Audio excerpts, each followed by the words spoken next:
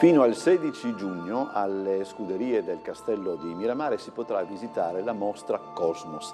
Ne parliamo assieme alla direttrice di Miramare, la dottoressa Andreina Contessa, che incontriamo appunto in una delle sale di questa mostra che veramente è allestita in modo mirabile. Qual è, dottoressa, l'idea di partenza? L'idea di partenza è quella dell'esplorazione scientifica e del fatto che per intraprendere un percorso di conoscenza bisogna andare oltre se stessi, allargare i propri orizzonti e intraprendere un viaggio. E quindi il sottotema è proprio questo del viaggio della conoscenza, che comincia per noi che siamo un castello ottocentesco, soprattutto nell'Ottocento, ha al suo cuore la narrazione della circumnavigazione del globo effettuata dalla fregata Novara, ma ci apre degli orizzonti sul passato, sul presente e anche sul futuro. Come è stata strutturata la mostra, il percorso proprio di visita? Allora, il percorso apre con una citazione di Rovelli che ci fa affacciare su questo infinito del mondo che conosciamo e che non conosciamo, che è il nostro mondo, che è il nostro ambiente del quale noi siamo parte. Entrando attraversiamo il portale di Cosmos e ci troviamo da una parte, diciamo, l'analogico e quindi gli antichi libri della biblioteca che sono stati di fatto il nostro punto di partenza. Ancora una volta, come è stato già per Ars Botanica, la biblioteca si è rivelata un tesoro per farci scoprire che quella di Massimiliano d'Asburgo non era soltanto una passione per il viaggio e per il mare, ma era fondata su numerosi studi. Ci sono circa 800 libri che sono dedicati alla geografia, quindi alla scoperta dei luoghi, alla navigazione, all'astronomia, perché non si può viaggiare per mare senza conoscere e saper misurare le stelle, alla scienza, all'etnografia, perché si tratta di andare a conoscere nuovi popoli e nuove culture. Ed è proprio questa l'idea di entrare in questo viaggio e ampliare il nostro orizzonte.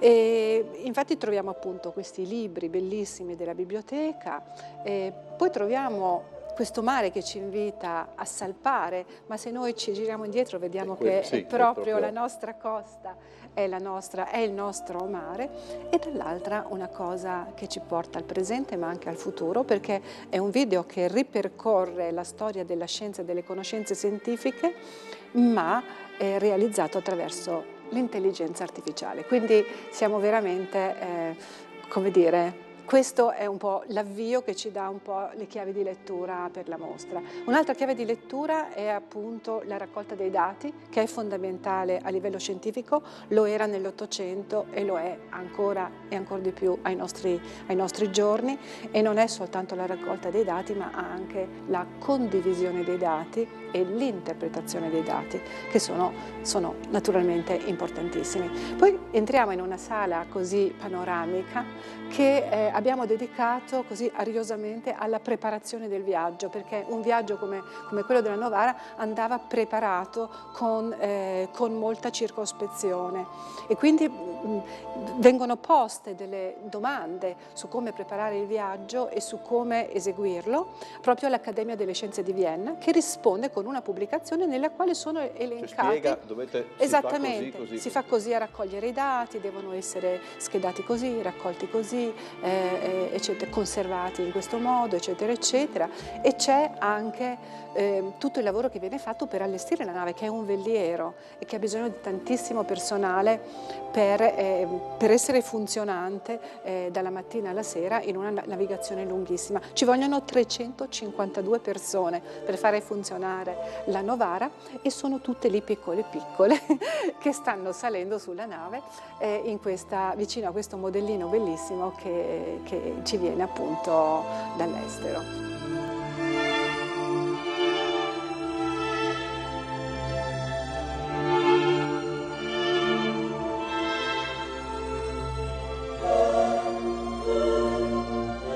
poi si entra un po'.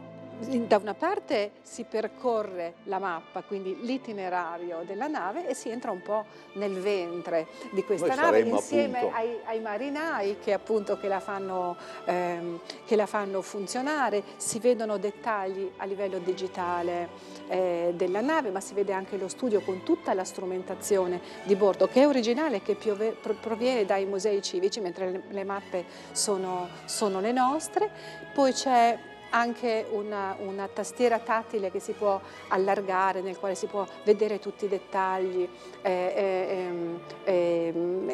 di questa nave piano per piano, e sono bellissimi. E poi c'è un altro bellissimo pannello dedicato a chi ha problemi di visione e che quindi toccando può ripercorrere la forma e le componenti di questa nave e anche leggere un pannello in braille. Sopra di noi le amache perché sì, naturalmente noi siamo nella zona appunto dei marinai, per cui le amache venivano abbassate la sera per dormire, ma poi alzate durante il giorno, perché questo era uno spazio anche per mangiare, per vivere. Sì, e poi proprio nei pannelli è ricostruito anche il fatto che le amache stessero praticamente sopra le tavole da pranzo, per dire la verità. Lei ha detto anche un'altra cosa importante per quanto concerne, poi dopo continueremo la mostra, ma per quanto concerne appunto ciò che si vede, perché parte arriva da Vienna, parte arriva da Miramare, parte arriva anche dai musei civici. Anche bella e suppongo indispensabile questa collaborazione. Sono bellissime queste collaborazioni, questi scambi tra i musei, e quindi noi ci crediamo naturalmente molto, ma ci sono state anche altre collaborazioni con l'università, con la SISSA, con altre istituzioni di Trieste, proprio per scambio culturale, ma anche per scrivere il catalogo, per preparare la mostra, per avere uno sguardo più largo su tutta questa mostra, che comunque contiene 180 oggetti, non è una piccola mostra, perché sono sparsi in una superficie piuttosto larga, ma comunque è una mostra ricca anche di oggetti esposti. Alcuni di loro sono anche oggetti d'arte, perché tra gli studiosi che accompagnano appunto questa spedizione c'è Selleny, che è il pittore che è incaricato di fare schizzi e riprendere con la sua penna e il suo pennello tutto quello che si vede. Siamo a metà dell'Ottocento, quindi esiste già la fotografia, ma la fotografia ha dei tempi anche di produzione molto lunghi e molto difficoltosi. Probabilmente inizialmente c'era anche un fotografo che poi però si ammala e se ne va, e quindi la documentazione sono questi oltre 2000 disegni di Selleny, di cui abbiamo una parte esposti, che sono tutti originali e che sono tutti provenienti da Vienna. Invece, dottoressa, nel piano superiore che cosa troviamo uscendo? Qui già uscendo da questa zona troviamo tutti gli studiosi con tutta la loro storia, il loro ruolo, e poi saliamo in una sala dove sono evocati i loro studi, le loro sale. È evocata la sala principale che era la biblioteca, nella quale si incontravano tutti e si scambiavano anche i dati e parlavano e raccoglievano, e dove c'è anche la biblioteca, dove sono esposti anche molti dei nostri libri, che sono molto importanti. E poi ci sono le sale che ci portano verso la collezione degli oggetti, perché quando si parla di oggetti si parla di reperti che sono stati raccolti durante il viaggio e che sono stati tutti portati qua, e sono stati per un certo periodo a Trieste. L'idea di Massimiliano era proprio quella di costruire un museo con tutti i reperti della Novara, e poi questo naturalmente con il suo viaggio in Messico poi questo progetto non va in porto. Però viene organizzata comunque come prima cosa una grande mostra nella sala della Borsa di Trieste, di cui noi abbiamo questa stampa ricostruita in modo molto così scenografico, con la lista degli oggetti, e gli oggetti adesso sono esposti, perché l'idea è, per noi che siamo un museo, questo è importante, l'idea di mettere in mostra tutto quello che si è portato, perché c'era una curiosità enorme a quel tempo per questi viaggi e per i loro risultati, e quindi da una parte vengono pubblicati pian piano i 22 volumi che raccolgono tutti i dati, dominio per dominio, scienza per scienza, nel corso degli anni, e questi sono per gli scienziati, ma anche il popolo tutto deve sapere, conoscere ed è curioso di vedere tutto quello che viene da lontano. Quindi viene fatta questa mostra e viene esposto anche uno stand all'esposizione internazionale di Londra, di cui noi abbiamo il disegno originale. E quindi questa è un'altra storia, ma poi ci sarà, ma forse una sorpresa lo dico dopo, il nostro tuffo nel presente e nel futuro. Sì, quello poi, per dire la verità, parlando di tuffo, è anche abbastanza, come dire, io la chiamo immersiva. La sala della vertigine cosmica. È vero, sì, perché effettivamente mi hanno fatto notare che oggettivamente sì. E lì ci affacciamo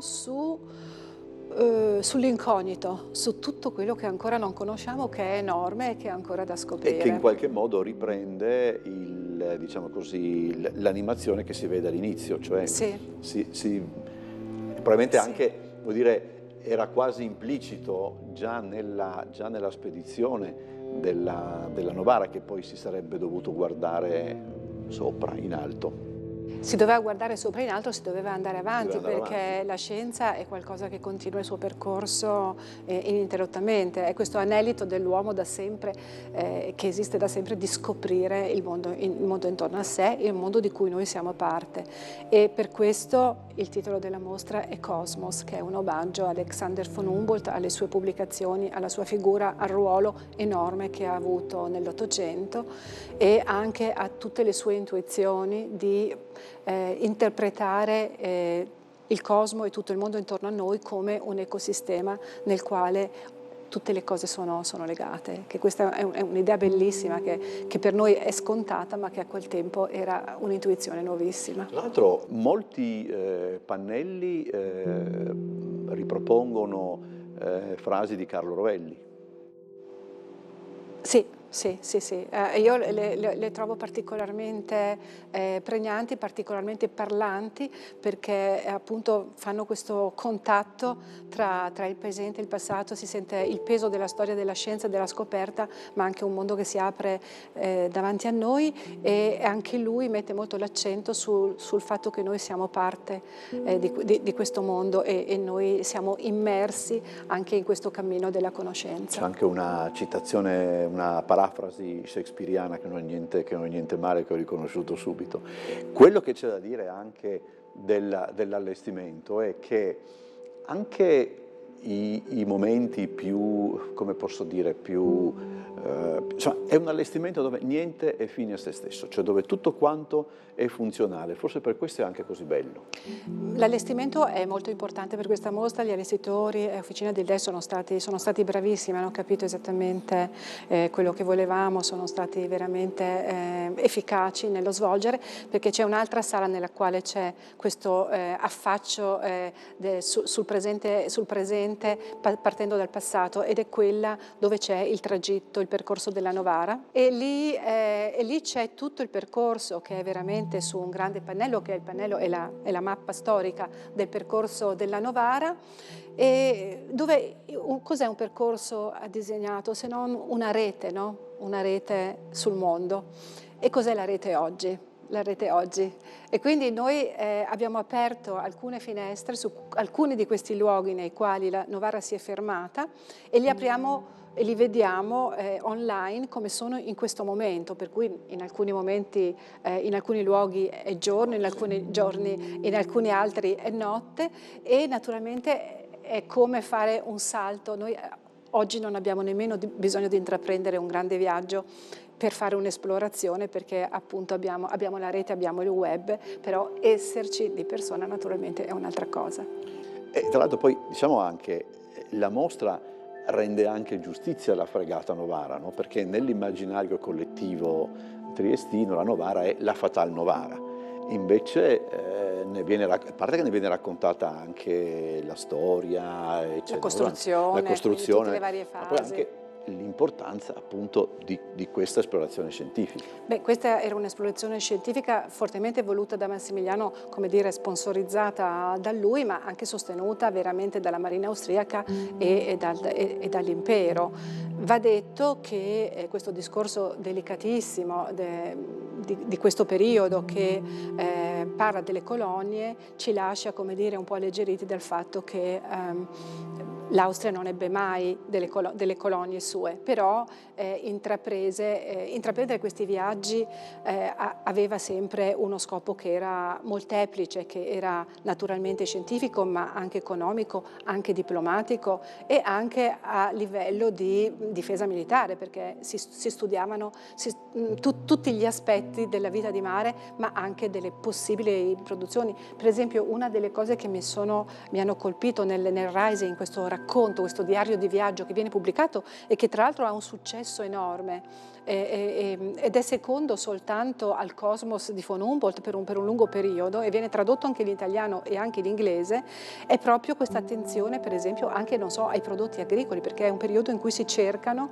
dei cereali, delle piante da trapiantare in Europa, che adesso per noi sono divenute, come dire, normalissime, ma che sono ricercate e raccolte e vengono osservati anche i modi in cui sono coltivate, il clima che è necessario per farli crescere bene, eccetera, eccetera, perché si cerca anche un modo, come dire, per dare da mangiare a tutti, no? per produrre sufficientemente cibo per tutta la comunità, che è una comunità che si sta ingrandendo in tutta Europa.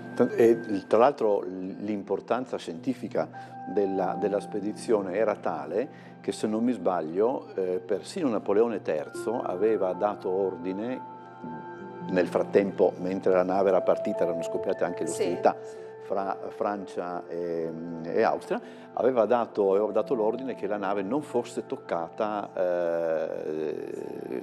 appunto dalle altre navi francesi. Non ne tennero tanto conto, perché comunque cominciarono a mettersi sulla strada del ritorno, sì. Però questo è importante, perché comunque è come oggi la scienza è, come dire, è un po' al di sopra, dovrebbe comunque essere al di sopra e al di là delle guerre e dei conflitti, le finalità degli scienziati sono, come dire, al fine dell'umanità. E non soltanto dei singoli stati.